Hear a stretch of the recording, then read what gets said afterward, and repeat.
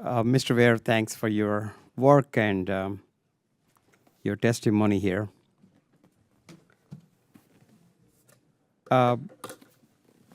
Despite the fraud, which is certainly concerning, it being a dark spot in the COVID relief program, our recovery has been nothing short of remarkable.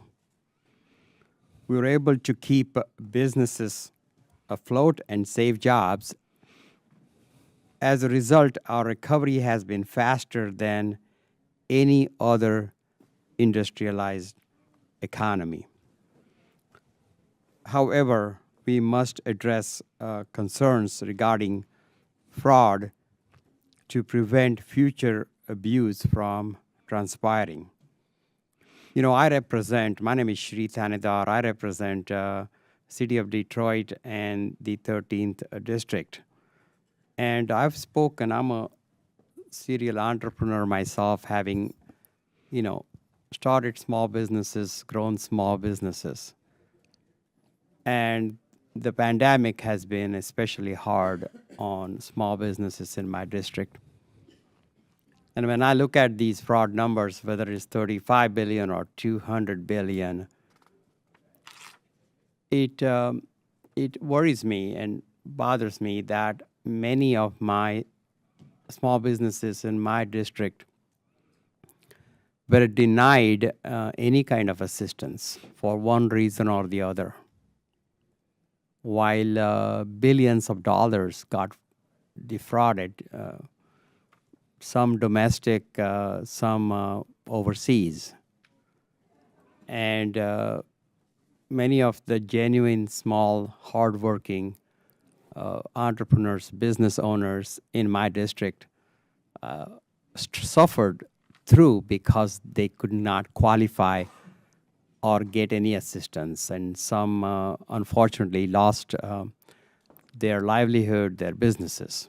So that is a concern of mine, and it just doesn't seem fair for the hardworking business people who could not get federal assistance while the bad actors walked away with billions of dollars.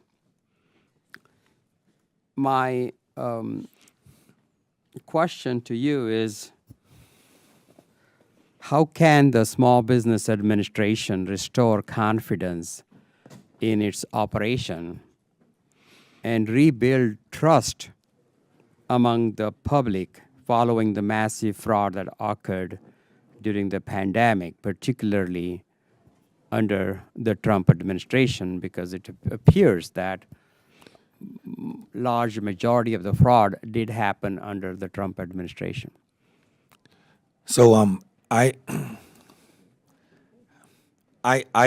tend to stay away from any discussion of administrations, right? Because to me, it really makes no difference.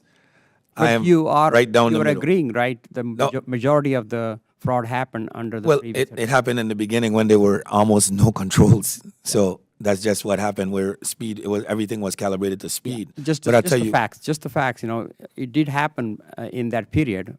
it happened in that period. But I'll tell you this: relative to restoring of the trust, I think that under Administrator Guzman, working closely with our office, I think that we have built an internal control environment that's vastly superior to what it was all those couple years ago, right?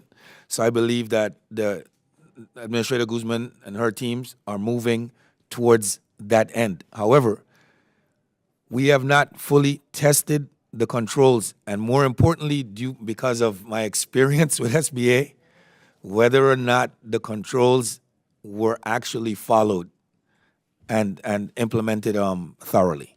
So that would be the test. And we have quite a bit of work that will be coming to inform on this. All right. Thank you so much. I yield back. Now I recognize Representative Alford from the great state of Missouri for 5 minutes. Mr. Chair, I yield 30 seconds to the gentlelady from Florida, Ms. Salazar. She left. Oh, apparently she left. Sorry. I think she had a follow-up. Thank you, Mr. Chair, and thank you, Ranking Member, for holding